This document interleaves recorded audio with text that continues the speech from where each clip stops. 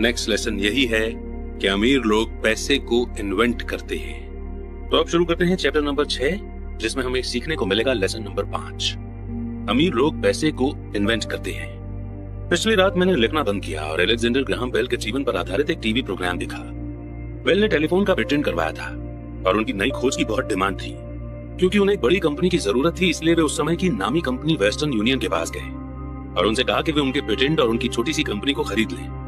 वे पूरे पैकेज के $1 लाख चाहते थे। वेस्टर्न यूनियन के प्रेसिडेंट ने यह सुनते ही त्योरियां चढ़ा ली और प्रपोजल को यह कहकर ठुकरा दिया कि मांगी जाने वाली कीमत बहुत ज्यादा है। बाकी इतिहास है। $1 ट्रिलियन की इंडस्ट्री का जन्म हुआ और AT&T का जन्म हुआ। अलेक्जेंडर ग्राहम बेल की कहानी खत्म होने के बाद शाम की न्यूज आ रही थी। न्यूज में एक लोकल कंपनी के स्टाफ में कटौती के बारे में खबर थी। एम्प्लॉय नाराज थे और शिकायत कर रहे थे कि कंपनी के मालिक ज्यादती कर रहे हैं। फैक्ट्री के सामने एक 45 साल का जॉब से निकाला गया मैनेजर अपनी पत्नी और 2 बच्चों के साथ खड़ा था और सिक्योरिटी गार्ड से अंदर जाने की इजाजत मांग रहा था ताकि वो मालिकों से ये विनती कर सके कि उसे जॉब से न निकाला जाए। उसने हाल ही में एक मकान खरीदा था और उसे डर था कि उसे मकान बेचना पड़ेगा। सारे कैमरामैन उसे ही फोकस कर रहे थे और पूरी दुनिया इसे देख रही थी। ये कहने की जरूरत नहीं है कि इसने मेरा ध्यान खींच लिया। मैं 1984 से यानी कि 1984 से प्रोफेशनल टीचर की तरह भी काम कर रहा हूँ। क्योंकि मैंने हजारों बच्चों को पढ़ाया है, तो मैंने सभी में एक बात देखी जिसमें मैं भी शामिल हूँ। हम में बहुत ज्यादा पोटेंशियल होती है और हमें नेचर ने बहुत से गिफ्ट दिए होते हैं, पर जो चीज हम सभी को पीछे धकेलती है वो है खुद के बारे में डाउट। टेक्निकल जानकारी की कमी के कारण हम पीछे नहीं रहते, बल्कि कॉन्फिडेंस की कमी के कारण हम पीछे रहते हैं। कई लोगों पर इसका असर ज्यादा होता है। एक बार हम स्कूल छोड़ देते हैं तो सभी जानते हैं कि कॉलेज की डिग्री होने या अच्छे नंबर आने का कोई खास महत्व नहीं होता।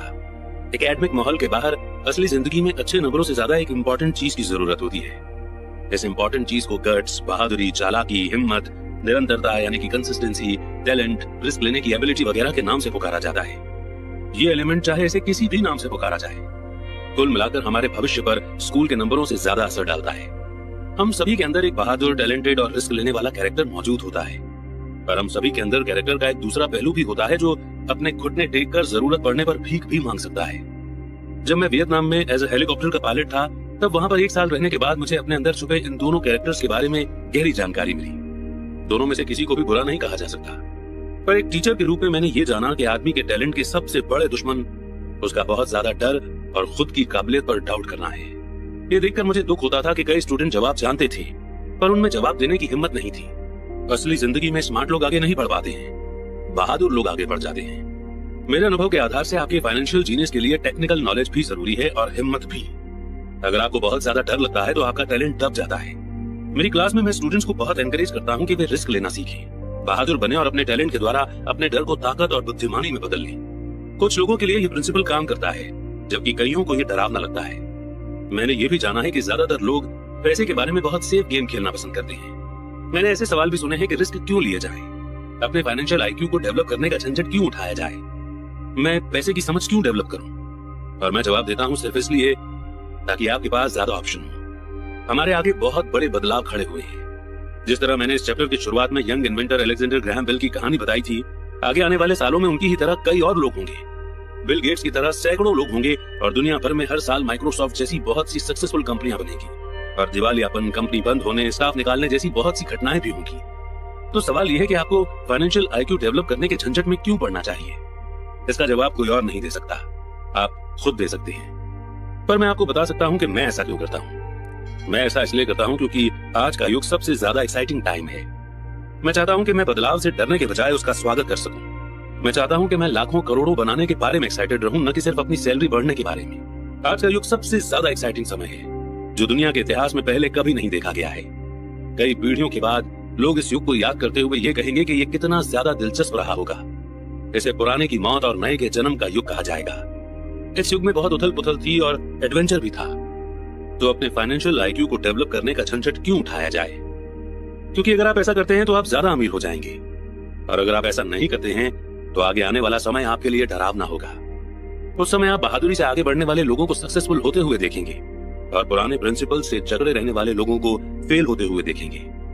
300 साल पहले जमीन ही प्रॉपर्टी एसेट हुआ करती थी, इसलिए जिस आदमी के पास जमीन थी उसके पास बहुत पैसा था। फिर फैक्ट्रियां आई, प्रोडक्शन शुरू हुआ और अमेरिका ने अपना दबदबा बना लिया। इंडस्ट्रियलिस्ट्स के पास पैसा और एसेट्स आने लगे। आज इंफॉर्मेशन का युग है, इसीलिए जिस आदमी के पास जितनी ज्यादा और जल्दी इंफॉर्मेशन आ जाती है वो अमीर हो जाता है। प्रॉब्लम यह है कि इंफॉर्मेशन दुनिया भर में लाइट की स्पीड से उड़ रही है। इस नए एसेट को सीमाओं और दायरों में नहीं बांधा जा सकता, जिस तरह जमीन या फैक्ट्रियों को बांधा जा सकता था। अब बदलाव ज्यादा तेज और बड़े होंगे। नए करोड़पतियों की संख्या में जबरदस्त बढ़ोतरी होगी। ऐसे भी लोग होंगे जो पीछे छूट जाएंगे। आज मैं इतने सारे लोगों को स्ट्रगल करते देखता हूँ और ज्यादा कड़ी मेहनत करते हुए देखता हूँ। और ऐसा सिर्फ इसलिए होता है क्योंकि वे पुराने विचारों को कसकर पकड़े रहते हैं। वे चाहते हैं कि चीजें उनके हिसाब से हों। वे बदलाव का विरोध करते हैं। मैं ऐसे लोगों को जानता हूं जिनकी जॉब छूट गई है, घर बिक गया है, और वे इसके लिए टेक्नोलॉजी या इकोनॉमी या अपने बॉस को दोष देते हैं। दुर्भाग्य से उन्हें यह महसूस ही नहीं होता कि वे भी प्रॉब्लम का कारण हो सकते हैं, पर विचार उनके सबसे बड़े दुश्मन बन जाते हैं। और ऐसा इसलिए होता है क्योंकि वे ये जान ही नहीं पाते कि जो विचार पुराने जमाने में एसेट था, आज इसलिए नहीं है क्योंकि जमाना आगे बढ़ चुका है। मैंने एक गेम बनाया है जिसका नाम है कैश फ्लो। एक दिन इस गेम की मदद से लोगों को फाइनेंशियल एजुकेशन दे रहा था। मेरा एक दोस्त किसी को अपने साथ लेकर आया ताकि वो भी सीख सके। मेरा दोस्त जिसे लेकर के आया था उसका हाल ही में तलाक हुआ था। तलाक के मुकदमे से उसे बहुत फाइनेंशियल लॉस हुआ था और वो अभी कुछ जवाब ढूंढ रही थी। उसके दोस्त को लगा कि शायद इस गेम से उसे कुछ सीखने मिलेगा। इस गेम को इस तरह से बनाया गया है ताकि लोग ये सीख सकें कि पैसा किस तरह काम करता है। खेलने के दौरान वे इनकम स्टेटमेंट और बैलेंस शीट के आपसी रिलेशन के बारे में सीखते हैं। वे सीखते हैं कि किस तरह दोनों के बीच कैश का फ्लो होता है और किस तरह हमें अपने एसेट बढ़ाने पड़ते हैं ताकि हर महीने हमें ज्यादा कैश मिलता रहे। एक बार आप इसे हासिल कर लेते हैं तो आप रेड रेस से बाहर निकल जाते हैं और फास्ट ट्रैक पर चल पड़ते हैं। जैसा मैंने कहा कि कुछ लोग इस गेम से नफरत करते हैं, कुछ इसे पसंद करते हैं और कुछ इसका मतलब ही नहीं समझ पाते। इस लेडी ने कुछ सीखने का सुनहरा मौका खो दिया।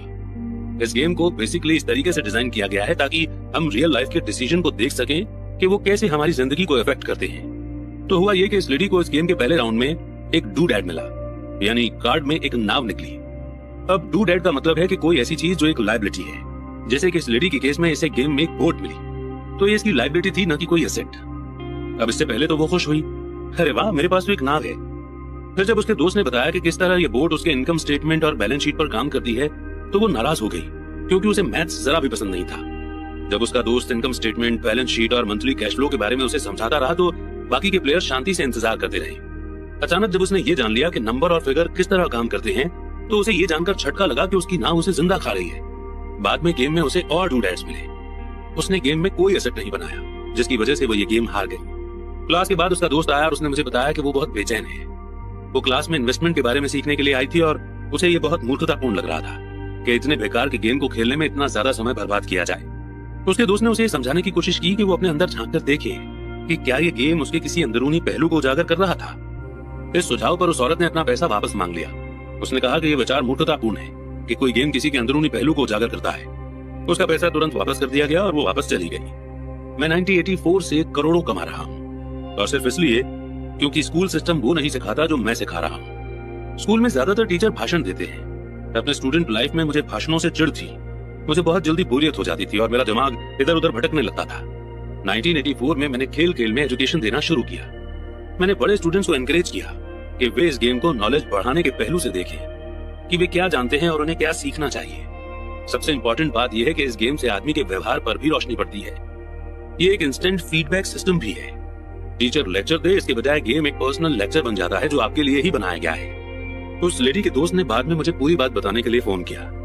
उसने कहा कि उसकी दोस्त अब शांत है और शांत होने के बाद उसने गेम और अपने जीवन के बीच में कुछ आपसी कनेक्शन भी महसूस किए हैं। हालांकि उसके और उसके पति के पास असली जिंदगी में नाव नहीं थी, पर उनके पास बाकी सब चीजें थीं। वो अपने तलाक के बाद बहुत नाराज थी। उसका पति एक कम उम्र की औरत के साथ भाग गया था और 20 साल की शादीशुदा जिंदगी के बाद उनके पास दौलत के नाम पर बहुत कम सामान था। उनके बीच बांटने के लिए लगभग कुछ भी नहीं था। 20 साल की उनकी शादीशुदा जिंदगी में उन्होंने मजे तो बहुत किए, लेकिन सिर्फ लायबिलिटीज को लेकर और कोई एसेट नहीं बनाया। उसने ये महसूस किया कि फिगर्स पर उसका गुस्सा इनकम स्टेट और बैलेंस शीट पर इसलिए था क्योंकि वो उन्हें समझ नहीं पा रही थी। उसका ये मानना था कि पैसे का हिसाब किताब रखना आदमियों का काम है। वो घर संभालती थी और उसका पति पैसों को संभालता था। उसे अब ये पक्का भरोसा हो चुका था कि उनकी शादी के आखिरी 5 सालों में उसके पति ने उससे पैसे छुपाए थे। वो इस बात पर खुद से नाराज थी कि उसे ये पता ही नहीं चला कि पैसा कहाँ गया है, और ये भी पता नहीं चला कि उसका किसी दूसरी औरत के साथ रिश्ता बन चुका है। बोर्ड गेम की ही तरह दुनिया भी इंस्टेंट फीडबैक देती है। अगर हम ज्यादा ध्यान दें तो हम ज्यादा सीख सकते हैं। कुछ समय पहले की बात है, मैंने अपनी पत्नी से कहा कि धोबी ने मेरी पैंट को सिकोड़ दिया है। मेरी पत्नी धीमे से मुस्कुराई और उसने मेरे पेट में उंगली गड़ाते हुए बताया कि पैंट नहीं सिकुड़ा है, बल्कि कोई और चीज फैल गई है। मैं कैश फ्लो नाम का ये गेम हर प्लेयर्स को पर्सनल फीडबैक देने के हिसाब से तैयार किया गया है। इसका गोल आपको ऑप्शन देना है। अगर गेम में आपको नाव वाला कार्ड मिलता है तो ये आपको कर्ज में डाल देता है। तो सवाल ये उठता है कि अब आप क्या कर सकते हैं, आपके पास कितने फाइनेंशियल ऑप्शन मौजूद हैं। यही गेम का गोल है, प्लेयर्स को सोचना सिखाना ताकि वे नए और बहुत से फाइनेंशियल ऑप्शन बना सकें। मैंने 1000 से ज्यादा लोगों को यह गेम खेलते देखा है। वे लोग जो इस गेम की रैट रेस से सबसे जल्दी निकल जाते हैं, उन्हें नंबर्स की समझ होती है और उनके पास क्रिएटिव फाइनेंशियल दिमाग होता है। वे बहुत से फाइनेंशियल ऑप्शन को देख सकते हैं। जिन लोगों को सबसे ज्यादा समय लगता है वे ऐसे लोग होते हैं जिन्हें नंबर्स की समझ नहीं होती और जिन्हें प्रायः इन्वेस्टमेंट की ताकत का एहसास नहीं होता। अमीर लोग प्रायः क्रिएटिव होते हैं और सोच समझ कर रिस्क उठाते हैं। कैश फ्लो खेलने वाले कई ऐसे भी लोग होते हैं जो इस गेम में बहुत सा पैसा तो कमा लेते हैं, पर उन्हें ये पता नहीं होता कि वे इस पैसे का क्या करें। उनमें से ज्यादातर असली जिंदगी में भी फाइनेंशियल रूप से सक्सेसफुल नहीं होते। हर कोई उनसे आगे निकल जाता है, इस फैक्ट के बावजूद कि उनके पास पैसा होता है, और यही असली जिंदगी में भी होता है। अपने ऑप्शन को सीमित कर लेना पुराने विचारों से चिपके रहने की तरह ही है। हाई स्कूल के समय का मेरा एक दोस्त अभी 3 जॉब कर रहा है। 20 साल पहले वो मेरे सभी क्लास के साथियों में सबसे अमीर हुआ करता था। जब लोकल शुगर प्लांट बंद हुआ तो वो जिस कंपनी के लिए काम करता था वो भी बंद हो गई। उसके दिमाग में सिर्फ एक ही ऑप्शन था, और वो पुराना ऑप्शन था, कड़ी मेहनत करो। प्रॉब्लम ये थी कि उसे कोई बराबरी की जॉब नहीं मिल पाई। एक पुरानी कंपनी में उसे एक सीनियर की जॉब जरूर मिली थी। इसका नतीजा ये हुआ कि वो अभी जो काम कर रहा है वो उसकी योग्यता के बहुत नीचे के काम है, और इसलिए उसकी सैलरी कम है। उसे जिंदा रहने के लिए जितना पैसा चाहिए उतना कमाने के लिए उसे 3 जॉब करनी पड़ रही है। मैंने कैश फ्लो खेलने वाले लोगों को ये शिकायत करते सुना है कि सही मौका देने वाले कार्ड उनके पास नहीं आ रहे हैं, इसलिए वे जहां के तहां बैठे रहते हैं। मैं ऐसे लोगों को जानता हूं जो असल जिंदगी में भी ऐसा ही करते हैं। वे बैठकर सही मौके के आने का इंतजार करते हैं। मैंने लोगों को सही मौके वाले कार्ड का इंतजार करते देखा है, और फिर उनके पास जरूरत के जितना पैसा नहीं होता। फिर वे ये शिकायत करते हैं कि अगर उनके पास ज्यादा पैसा होता तो वे रैट रेस से बाहर निकल सकते थे, इसलिए वे वहीं बैठे रहते हैं। मैं असल जिंदगी में भी ऐसे लोगों को जानता हूं जो यही करते हैं। वे गोल्डन अपॉर्चुनिटी देखते हैं पर उनके पास पैसा नहीं होता, और मैं देखता हूं कि गेम में लोगों को एक गोल्डन अपॉर्चुनिटी वाला कार्ड मिलता है। वो उसे जोर से पढ़ते हैं और उन्हें ये पता ही नहीं होता कि ये गोल्डन अपॉर्चुनिटी है। उनके पास पैसा भी होता है, समय भी सही होता है, कार्ड भी होता है, पर वे अपॉर्चुनिटी को नहीं देख पाते। वे देखने में फेल हो जाते हैं कि रैट रेस से बच निकलने के लिए ये किस तरह उनकी फाइनेंशियल प्लान में फिट होता है। और मेरी राय में इस तरह के लोग दूसरे सभी तरह के लोगों से ज्यादा संख्या में होते हैं। ज्यादातर लोगों को जिंदगी में एक बार मिलने वाला सुनहरा मौका उनके सामने पड़ा हुआ मिलता है, पर वे उसे देख नहीं पाते। 1 साल बाद उन्हें इसका पता चलता है, जब बाकी सभी लोग अमीर बन जाते हैं। फाइनेंशियल इंटेलिजेंस का मतलब है ज्यादा ऑप्शन होना। सवाल यह है कि अगर मौके आपके सामने नहीं आ रहे हैं तो आप अपनी फाइनेंशियल सिचुएशन सुधारने के लिए क्या कर सकते हैं। अगर कोई मौका आपकी गोद में आ रहा है और आपके पास पैसा नहीं है और बैंक वाले आपको उधार नहीं दे रहे हैं, तो आप उस मौके से कैसे फायदा उठा सकते हैं। अगर आपका अनुमान गलत है और अगर आप जिसकी उम्मीद करते हैं वो नहीं होता है, तो आप किस तरह से एक बुरी कंडीशन में भी मौका ढूंढ के उसे लाखों में बदल सकते हैं। यही फाइनेंशियल बुद्धि है। क्या होता है इससे हमारा ज्यादा मतलब नहीं है, बल्कि आप एक बुरी कंडीशन को लाखों में बदलने के लिए कितने अलग अलग तरह के फाइनेंशियल सॉल्यूशन खोज सकते हैं। इसका मतलब है कि आप अपनी पैसे की प्रॉब्लम को सुलझाने में कितने क्रिएटिव हैं। ज्यादातर लोग सिर्फ एक सॉल्यूशन जानते हैं, कड़ी मेहनत करो, बचत करो और उधार लो। तो आपको फाइनेंशियल इंटेलिजेंस क्यों बढ़ानी चाहिए? क्योंकि आप उस तरह के इंसान होना चाहते हैं जो अपनी किस्मत खुद बनाता है। आप जो होता है होने देते हैं और उसे बेहतर में बदलने की एबिलिटी रखते हैं। बहुत कम लोग ये समझ पाते हैं कि किस्मत भी हम ही बनाते हैं, जिस तरह की पैसा बनाया जाता है। अगर आप ज्यादा किस्मत वाले होना चाहते हैं और ज्यादा पैसा बनाना चाहते हैं तो कड़ी मेहनत करने के अलावा आपकी फाइनेंशियल बुद्धि इंपॉर्टेंट है। अगर आप उस तरह के आदमी हैं जो सही चीज होने का इंतजार करता है, तो शायद आपको बहुत लंबे समय तक का इंतजार करना पड़ेगा। ये तो उसी तरह की बात हो गई कि आप गैरेज से गाड़ी निकालने के पहले ये पक्का करना चाहते हैं कि अगले 5 मील तक की सभी स्ट्रीट लाइट्स ग्रीन हो। जब हम छोटे थे तो अमीर डैडी माइक और मुझे ये लगातार बताते थे, पैसा असली चीज नहीं है। अमीर डैडी हमें बार बार ये याद दिलाया करते थे कि जब हमने प्लास्टर ऑफ पेरिस से सिक्के ढाले थे तो हम पैसे के सीक्रेट के सबसे करीब आ गए थे, क्योंकि हम पैसा बना रहे थे। गरीब और मिडिल क्लास पैसे के लिए काम करते हैं, अमीर लोग पैसा बनाते हैं। आप पैसे को जितना असली समझेंगे आप उसके लिए उतनी ही ज्यादा मेहनत से काम करेंगे। अगर आप इस विचार को मन में उतार लें कि पैसा असली चीज नहीं है, तो आप तेजी से अमीर बन सकते हैं। अगर पैसा असली चीज नहीं है तो फिर ये क्या है? माइक और मैं उनसे ये सवाल पूछते थे। पैसा वो है जिसके बारे में हम सहमत हो जाएं। अमीर डैडी इतना ही जवाब देते थे, हमारे पास जो इकलौती सबसे शक्तिशाली पूंजी या असेट है वो है हमारा दिमाग।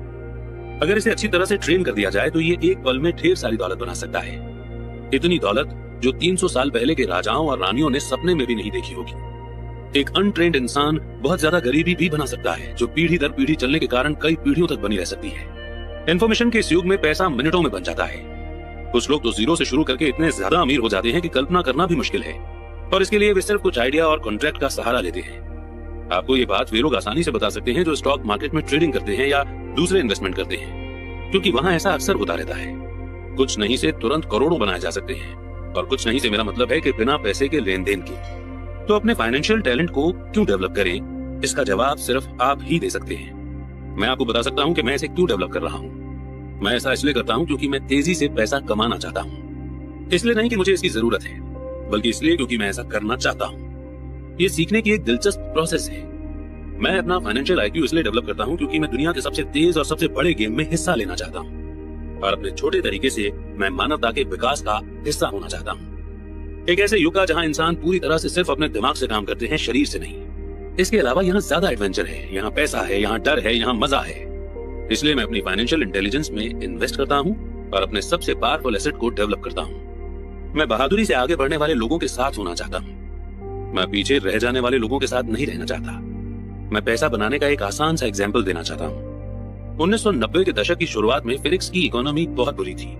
मैं good morning America TV serial देख रहा था जब एक फाइनेंशियल प्लानर आया और उसने निराश करने वाली भविष्यवाणियां करना शुरू कर दिया। उसकी सलाह थी पैसे बचाओ, हर महीने $100 बचाएं और 40 सालों में आप भी करोड़पति बन सकते हैं। खैर, हर महीने एक फिक्स्ड अमाउंट बचाना भी एक अच्छा विचार है। ये एक ऑप्शन है, और एक ऐसा ऑप्शन जिसे बहुत से लोग मान लेंगे। प्रॉब्लम यह है कि ऐसा करने से आदमी ये नहीं जान पाता कि उसके आसपास क्या हो रहा है।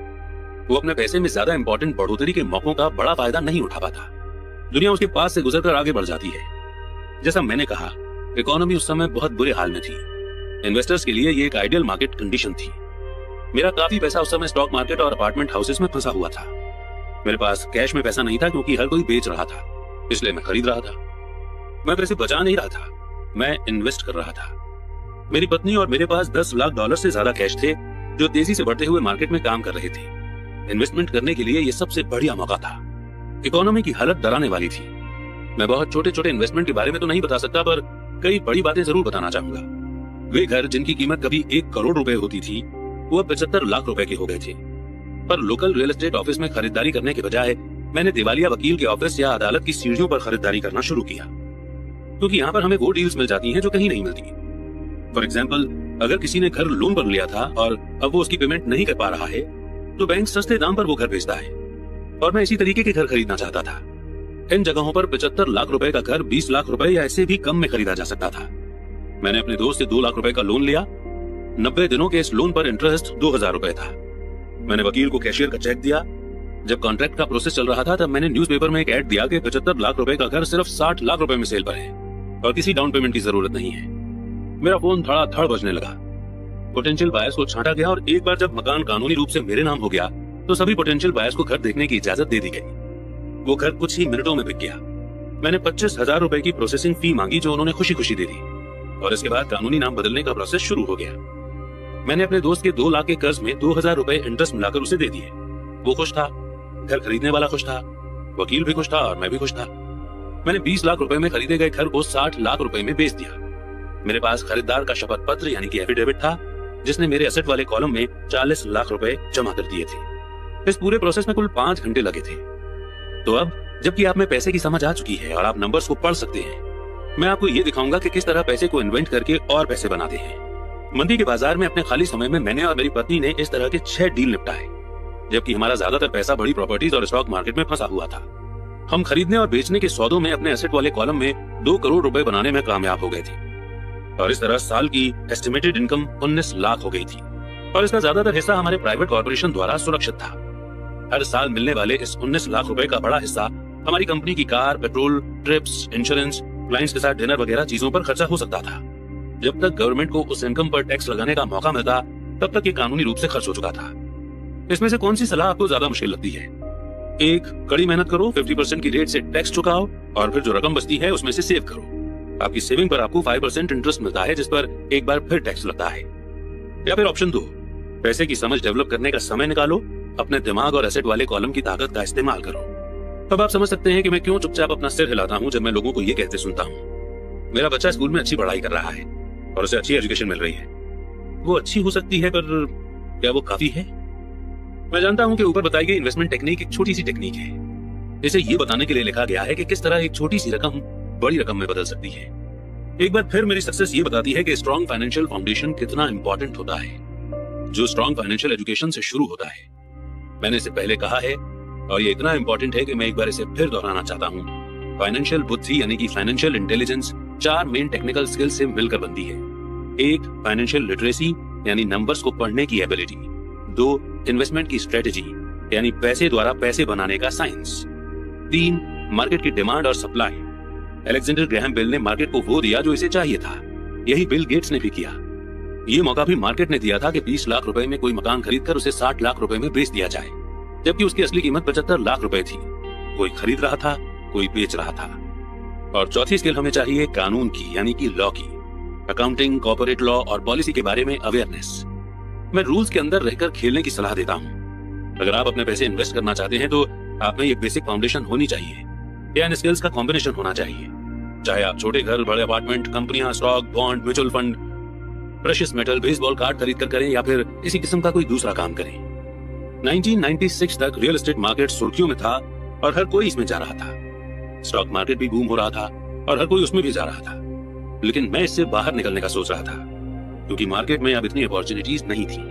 मैं सिर्फ आपको इतनी सी बात बताना चाहता हूँ कि इन्वेस्टमेंट आते जाते रहते हैं, मार्केट घटता बढ़ता रहता है, इकोनॉमी सुधरती बिगड़ती रहती है, दुनिया आपको हर दिन जिंदगी के अनूठे मौके देती रहती है।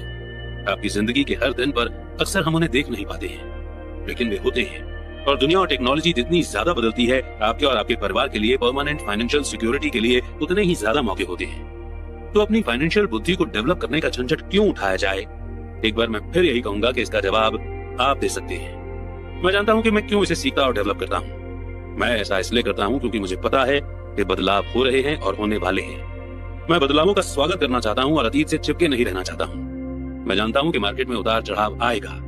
मैं लगातार अपनी फाइनेंशियल इंटेलिजेंस को डेवलप करना चाहता हूं क्योंकि मार्केट में हर बदलाव पर कुछ लोग अपनी जॉब के लिए घुटने टेक कर भीख मांगेंगे। इसी समय कई दूसरे लोग जिंदगी द्वारा दिए गए प्रॉब्लम्स को लेकर उन्हें करोड़ों में बदल लेंगे। और हमें ये नहीं भूलना चाहिए कि हमें कभी कभार जिंदगी प्रॉब्लम्स दे देती है और इन प्रॉब्लम्स को अच्छी अपॉर्चुनिटी में बदलना ही फाइनेंशियल इंटेलिजेंस है। मुझसे अक्सर पूछा जाता है कि मैं अपनी प्रॉब्लम्स को किस तरह से करोड़ों में बदल देता हूँ। व्यक्तिगत तौर पर मैं पर्सनल इन्वेस्टमेंट के कई और एग्जाम्पल देने में झिझकता हूँ। मैं इसलिए झिझकता हूँ क्योंकि मुझे डर है कि मुझे बड़बोला या फिर अपनी शेखी बघारने वाला कहा जाएगा। ये मेरा इरादा नहीं है। मैं सिर्फ इसलिए एग्जाम्पल देता हूँ ताकि उसके नंबर और टाइमिंग से सच्ची और आसान घटनाओं को बताया जा सके। मैं एग्जाम्पल इसलिए देता हूँ ताकि आपको ये बता सकूं कि ये आसान है, ये ज्यादा आसान है अगर आप फाइनेंशियल इंटेलिजेंस के 4 पिलर्स के बारे में जानते हैं। मैं फाइनेंशियल ग्रोथ के लिए 2 मेन टूल्स का इस्तेमाल करता हूँ, रियल एस्टेट और छोटे स्टॉक्स। मैं रियल एस्टेट यानी कि प्रॉपर्टीज को अपनी फाउंडेशन की तरह इस्तेमाल करता हूँ। हर दिन मेरी प्रॉपर्टीज कैश फ्लो जनरेट करती हैं और उनकी वैल्यू बढ़ती जाती है। छोटे कैपिटल के स्टॉक्स को तेज ग्रोथ के लिए इस्तेमाल किया जाता है। मैं अपने द्वारा दी गई हर चीज करने की सलाह नहीं देता। एग्जाम्पल सिर्फ एग्जाम्पल ही है। अगर अपॉर्चुनिटी बहुत कॉम्प्लेक्स है और मैं इन्वेस्टमेंट को नहीं समझ पाता हूँ तो मैं इन्वेस्ट नहीं करता हूँ। पैसे के बारे में फैसला लेने में हमें सिर्फ सिंपल मैथ्स और कॉमन सेंस की जरूरत होती है। एग्जाम्पल का इस्तेमाल नीचे बताए 5 कारणों से किया जाता है। 1 लोगों को ज्यादा सीखने के लिए, मोटिवेट करने के लिए। 2 लोगों को ये बताने के लिए कि अगर फाउंडेशन मजबूत है तो पैसे का महल बनाना आसान है। 3 ये बताने के लिए कि कोई भी ढेर सारा पैसा बना सकता है। 4 ये दिखाने के लिए कि आपके गोल्स को हासिल करने के करोड़ों तरीके हैं। और 5 ये बताने के लिए कि ये कोई रॉकेट साइंस नहीं है। मैं आपको एक और एग्जांपल देता हूँ। 1989 में मैं ओरेगोन के पोर्टलैंड में एक खूबसूरत जगह पर जॉगिंग किया करता था। ये एक टाउन था जहाँ छोटे छोटे घर बने हुए थे। वे छोटे और सुंदर थे। हर कहीं मुझे बिकाऊ है यानी फॉर सेल के बोर्ड दिखते थे। टिम्बर मार्केट का बुरा हाल था। स्टॉक मार्केट में क्रैश हुआ था और इकोनॉमी में मंदी थी। एक सड़क पर मैंने एक फॉर सेल का बोर्ड देखा जो वहाँ काफी लंबे समय से लगा हुआ था। वो पुराना लग रहा था। एक दिन इसके पास से जॉगिंग करते समय मेरी मुलाकात इसके मालिक से हो गई जो परेशान दिख रहा था। मैंने पूछा, आपने अपने घर की कीमत क्या लगाई है? मालिक घूमा और कमजोर मुस्कुराहट के साथ कहा, आप कीमत लगा लें, ये 1 साल से ज्यादा समय से फॉर सेल के लिए है और अब तक इसे कोई देखने तक नहीं आया। मैं इसे देखूंगा, मैंने कहा, और आधे घंटे बाद मैंने इसे 20 लाख रुपए में खरीद लिया जो उसके द्वारा मांगी गई कीमत से कम थी। मैंने इन 20 लाख में से 5 लाख खुद के दिए और 15 लाख रुपए का लोन लिया। ये 2 बेडरूम का छोटा सा सुंदर सा घर था जिसकी खिड़कियों पर जिंजर ब्रेड का ट्रिम बना हुआ था। ये 1930 में बना था और इसका रंग हल्का नीला था। अंदर एक सुंदर चट्टानी अंगीठी थी और 2 छोटे छोटे बेडरूम थे। ये रेंट पर देने के लिए एक परफेक्ट घर था। इस घर की कीमत कम से कम 45 लाख होगी, जो कि मैंने 20 लाख रुपए में खरीदा था। मैंने मालिक को 45 लाख रुपए के घर के लिए 5 लाख रुपए कैश दिए और 15 लाख बैंक से लोन लेकर के दिया।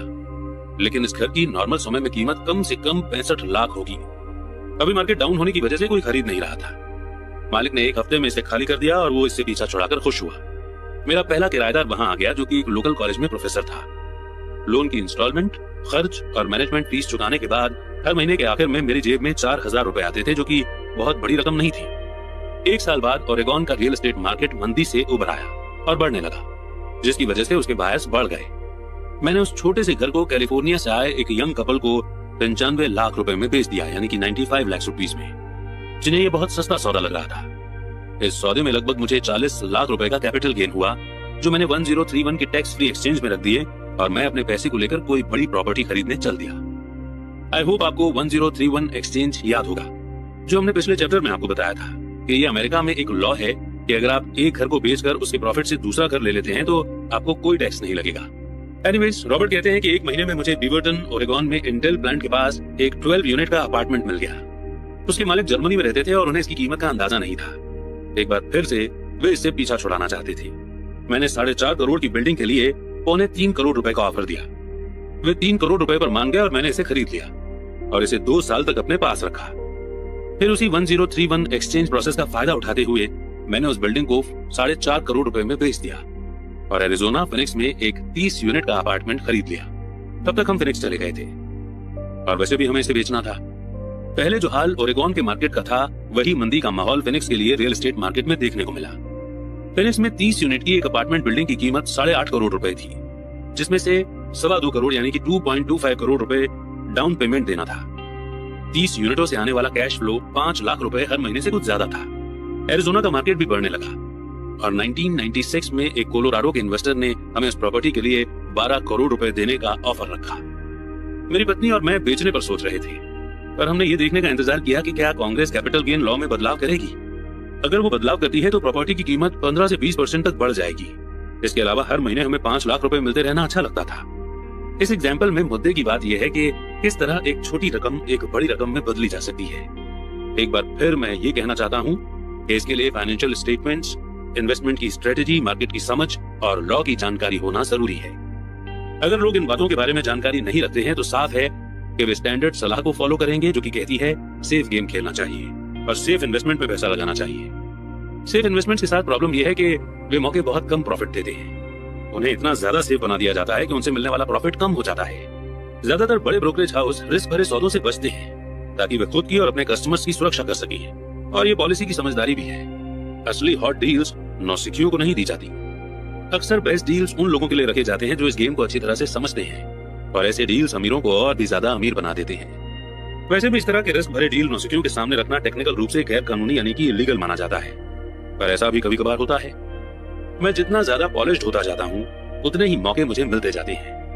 जिंदगी में फाइनेंशियल इंटेलिजेंस डेवलप करने का एक और फायदा ये होता है कि इससे आपके सामने ज्यादा मौके आते हैं और आपकी फाइनेंशियल बुद्धि जितनी ज्यादा बढ़ती जाती है, आपके लिए ये बताना आसान होता जाता है कि कोई डील अच्छा है या बुरा। आपकी बुद्धि तुरंत एक बुरे डील को पहचान सकती है या एक बुरे डील को अच्छे डील में बदल सकती है। मैं जितना ज्यादा सीखता हूँ, और सीखने के लिए अभी बहुत कुछ बाकी है, मैं उतना ही ज्यादा पैसा सिर्फ इसलिए कमाता हूँ क्योंकि समय के साथ साथ मेरा एक्सपीरियंस और बुद्धि बढ़ती जाती है।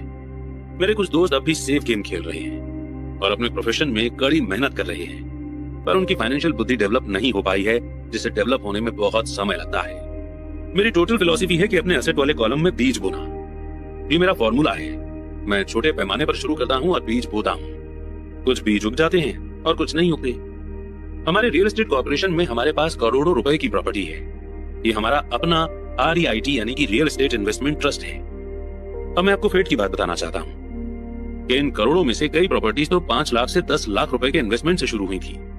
कैश पैसे से खरीदी गई ये प्रॉपर्टीज खुशकिस्मती से तेजी से बढ़ते मार्केट में ज्यादा वैल्यू की हो गई थी और टैक्स से फ्री रहते हुए इन्हें खरीदा और बेचा गया था, और ऐसा कई सालों तक किया गया था। हमारा एक स्टॉक पोर्टफोलियो भी है जिसे मैं और मेरी पत्नी हमारा पर्सनल म्यूचुअल फंड कहते हैं। हमारे कुछ दोस्त हमारे जैसे इन्वेस्टर्स के साथ ही बिजनेस करते हैं, जिनके पास हर महीने के इन्वेस्ट करने के लिए कुछ एक्स्ट्रा पैसा होता है। हम ज्यादा रिस्क वाली प्राइवेट कंपनियों के शेयर खरीदते हैं जो अमेरिका या कनाडा में स्टॉक एक्सचेंज पर पब्लिक होने जा रही हैं। कितनी तेजी से पैसा बढ़ता है इसका एग्जाम्पल देखिए। हमने कंपनी के पब्लिक होने से पहले 25 रुपए पर शेयर के रेट पर 1 लाख शेयर खरीदे। 6 महीने बाद जब कंपनी शेयर मार्केट में रजिस्टर हो गई तो उसके शेयर का प्राइस 200 रुपए पर शेयर हो गया। ये ऐसे भी ज्यादा होगा। ऐसे भी कई साल रहे हैं जब हमारे 25 लाख रुपए 1 साल से भी कम के समय में 1 करोड़ रुपए बन गए हैं। अगर आप जानते हैं कि आप क्या कर रहे हैं तो ये जुआ नहीं है। ये जुआ तब होता अगर आप सौदे में अपना पैसा फेंक रहे हैं और भगवान से कामयाब होने की दुआ कर रहे हैं। आपको अपने टेक्निकल नॉलेज, इंटेलिजेंस और गेम के प्रति प्रेम की जरूरत होगी ताकि रिस्क कम से कम रहे। वैसे रिस्क तो होता ही है। ये फाइनेंशियल इंटेलिजेंस होती है जिससे आपकी सक्सेस के मौके बढ़ जाते हैं। इसी कारण जो चीज एक आदमी के लिए रिस्क भरी होती है वो दूसरे आदमी के लिए उतनी रिस्क भरी नहीं होती। यही वो बेसिक कारण है जिसकी वजह से मैं लोगों को लगातार मोटिवेट करता हूँ कि वे स्टॉक, रियल एस्टेट या दूसरे मार्केट में इन्वेस्ट करने के बजाय फाइनेंशियल इंटेलिजेंस में इन्वेस्ट करें। आप जितने ज्यादा स्मार्ट होंगे आपके सक्सेसफुल होने के मौके उतने ही ज्यादा होंगे। मैं खुद जिन स्टॉक्स में इन्वेस्ट करता हूं उनमें बहुत ज्यादा रिस्क होता है और इसलिए मैं उन्हें रिकमेंड नहीं करता हूं। मैं इस गेम को 1979 से खेल रहा हूं और मैंने इसमें काफी एक्सपीरियंस हासिल कर लिया है। पर अगर आप दोबारा पढ़ेंगे कि इस तरह के इन्वेस्टमेंट ज्यादातर लोगों के लिए रिस्क भरे क्यों हैं, तो आप अपनी जिंदगी को अलग अलग तरह से बना सकेंगे, जिससे 2.5 लाख रुपीज से 1 साल में 10 लाख रुपीज बनाना आपके लिए कम रिस्क भरा होगा। जैसा पहले ही कहा जा चुका है कि मैंने जो लिखा है मैं आपको वैसा करने की सलाह नहीं देता हूँ। मैं सिर्फ आपको ये समझाना चाहता हूँ कि यह आसान है और संभव है। मेरा पर्सनल बेस रियल एस्टेट है। मैं रियल एस्टेट पसंद करता हूँ क्योंकि ये परमानेंट और धीमी गति से चलने वाला है। मैं सॉलिड बेस को पसंद करता हूँ। कैश फ्लो भी आमतौर पर स्टेबल ही होता है और अगर इसे अच्छी तरह से मैनेज किया जाए तो इसकी कीमतें बढ़ने की संभावना भी अच्छी होती है। रियल एस्टेट की सॉलिड फाउंडेशन होने के कारण मैं रिस्क भरे स्टॉक्स खरीदने का खतरा मोल ले सकता हूँ। अगर मुझे स्टॉक मार्केट में अच्छा प्रॉफिट होता है तो मैं प्रॉफिट पर कैपिटल गेन्स टैक्स देता हूँ और बची हुई रकम को रियल एस्टेट में लगा देता हूँ ताकि मैं और एसेट खरीद सकूं। रियल एस्टेट पर एक और बात, मैं दुनिया भर में घूमा हूं और मैंने हर जगह इन्वेस्ट करना सिखाया है। हर शहर में मुझे ये सुनने में आया है कि रियल एस्टेट को सस्ते में नहीं खरीदा जा सकता। ये मेरा एक्सपीरियंस नहीं है।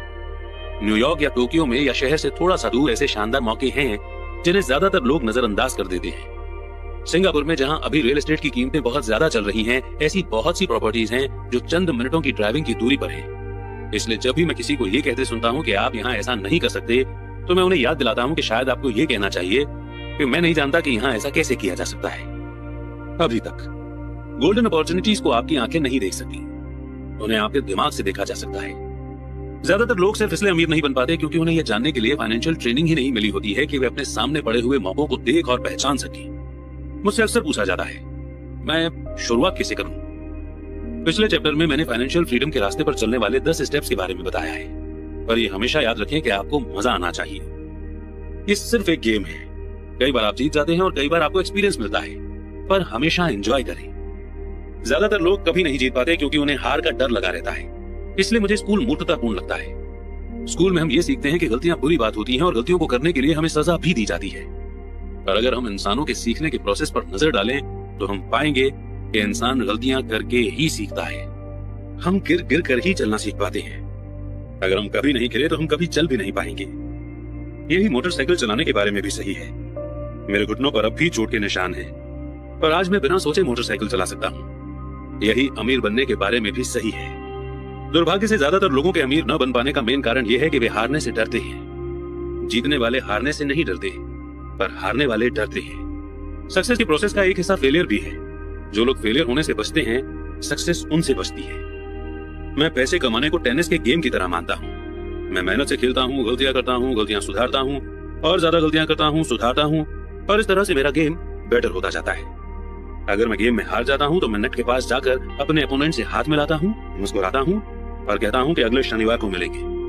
इन्वेस्टर 2 तरह के होते हैं। एक, पहले और सबसे आम तरह के इन्वेस्टर वे लोग होते हैं जो एक पैकेज में इन्वेस्ट करते हैं। वे रिटेल आउटलेट में फोन करते हैं, जैसे एक रियल एस्टेट कंपनी या स्टॉक ब्रोकर या फाइनेंशियल प्लानर को, और फिर वे कुछ खरीदते हैं। ये एक म्यूचुअल फंड, REIT, स्टॉक या बॉन्ड हो सकता है। ये इन्वेस्ट करने का एक अच्छा, साफ सुथरा और आसान तरीका है। ये उसी तरह की खरीदारी हो गई जैसे कोई कस्टमर कंप्यूटर स्टोर में जाकर शेल्फ पर रखे कंप्यूटर को खरीद ले। दूसरी तरह के इन्वेस्टर वे होते हैं जो इन्वेस्टमेंट को बनाते हैं। इस तरह के इन्वेस्टर आमतौर पर डील्स को असेंबल करते हैं जिस तरह कंप्यूटर इंजीनियर कंप्यूटर के पार्ट्स को असेंबल करते हैं। मैं ये तो नहीं जानता कि कंप्यूटर के पार्ट्स को किस तरह असेंबल किया जाता है, पर मैं ये जानता हूँ कि फाइनेंशियल मौकों के पार्ट्स को किस तरह से असेंबल किया जा सकता है। क्या मैं ऐसे लोगों को जानता हूँ जो ऐसा कर सकते हैं। दूसरे टाइप का इन्वेस्टर ही प्रोफेशनल इन्वेस्टर होता है। कई बार तो पार्ट्स को इकट्ठा करने में सालों लग जाते हैं और कई बार वे कभी इकट्ठे नहीं हो पाते। मेरे अमीर डैडी ने मुझे दूसरे टाइप का इन्वेस्टर बनने के लिए मोटिवेट किया। ये सीखना जरूरी है कि पार्ट्स को किस तरह से असेंबल किया जाए, क्योंकि यहीं पर बड़ी जीत का मौका होता है और अगर किस्मत आपके साथ न हो तो यहीं पर भारी नुकसान का खतरा होता है। अगर आप दूसरे टाइप के इन्वेस्टर बनना चाहते हैं तो आपको 3 मेन स्किल्स डेवलप करने की जरूरत है। फाइनेंशियल बुद्धि के अलावा इन स्किल्स की जरूरत होती है। 1, किस तरह ऐसे मौके खोजें जो दूसरों को नहीं दिखाई देते हों। दूसरे लोग अपनी आंखों से उस मौके को नहीं देख पाएंगे, पर आप अपने दिमाग से उस मौके को देख सकते हैं। एग्जाम्पल के लिए, मेरे एक दोस्त ने एक पुराना घर खरीदा जो दिखने में बुरा सा था। हर एक को हैरत थी कि उसने इसे क्यों खरीदा, पर दूसरे जो नहीं देख पाए थे और जो उसने देख लिया था वो ये था कि उस घर के साथ 4 खाली जमीन के टुकड़े भी थे। उसने एक कंपनी में जाकर पता कर लिया था। घर खरीदने के बाद उसने उसे तोड़ दिया और उन 5 प्लॉट को बिल्डर को बेच दिया। इस डील में उसे अपने प्रिंसिपल इन्वेस्टमेंट से 3 गुना ज्यादा पैसे मिले। उसने 2 महीने के काम में 75 लाख रुपए कमा लिए। ये बहुत ज्यादा रकम तो नहीं है, पर ये मिनिमम सैलरी से तो ज्यादा ही है और ये टेक्निकल रूप से मुश्किल भी नहीं है। 2, पैसा किस तरह जुटाया जाए। एवरेज आदमी बैंक जाता है, पर इस दूसरे किस्म के इन्वेस्टर को यह पता होना चाहिए कि कैपिटल किस तरह से जुटाया जाए और बिना बैंक जाए कितने तरीकों से पैसा जुटाया जा सकता है। मैंने सीखा है कि बिना बैंक की मदद लिए घर कैसे खरीदे जा सकते हैं। घर खरीदना जरूरी नहीं है, पर पैसा इकट्ठा करना एक इम्पोर्टेंट आर्ट है। अक्सर मैं लोगों को ये कहते सुनता हूं कि बैंक मुझे कर्ज नहीं दे रहा है या मेरे पास खरीदने के लिए पैसे नहीं है। अगर आप दूसरे किस्म के इन्वेस्टर बनना चाहते हैं तो आपको ये सीखने की जरूरत है, क्योंकि इसी कारण ज्यादातर लोगों की प्लानिंग ठप हो जाती है। दूसरे शब्दों में, ज्यादातर लोग सिर्फ इसलिए डील नहीं कर पाते क्योंकि उनके पास पैसा नहीं होता। अगर आप इस बाधा को पार कर सकते हैं तो आप ऐसे लोगों से मीलों आगे होंगे जिन्होंने इन स्किल्स को नहीं सीखा। ऐसे कई मौके आए हैं जब मैंने घर या स्टॉक या अपार्टमेंट बिल्डिंग को खरीदा है, जबकि मेरे बैंक में एक पैसा भी नहीं था। मैंने एक अपार्टमेंट हाउस को 12 लाख में खरीदा। मैंने इसके लिए कॉन्ट्रैक्ट किया जो कि बायर और सेलर के बीच में रिटर्न कॉन्ट्रैक्ट था। फिर मैंने 1 लाख का डिपॉजिट इकट्ठा किया, जिससे मुझे बाकी पैसे को जुटाने के लिए 90 दिन की मोहलत मिल गई। मैंने ऐसा क्यों किया? क्योंकि मैं जानता था कि इसकी असली कीमत 20 लाख थी। मैंने इस पैसे को कभी भी नहीं जुटाया। इसके बजाय जिस आदमी ने मुझे 1 लाख दिए थे, उसने मुझे 50,000 रुपए भी दिए ताकि वो मेरी जगह पर आ जाए, और इस तरह वो मेरी जगह पर आ गया और मैं उस इन्वेस्टमेंट से बाहर निकल गया। इस काम में मेरे कुल 3 दिन लगे।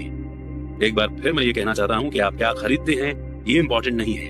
इम्पोर्टेंट ये है कि आप कितना जानते हैं। इन्वेस्ट करना खरीदना नहीं होता है, ये नॉलेज है। 3, किस तरह स्मार्ट लोगों को ऑर्गेनाइज किया जाए।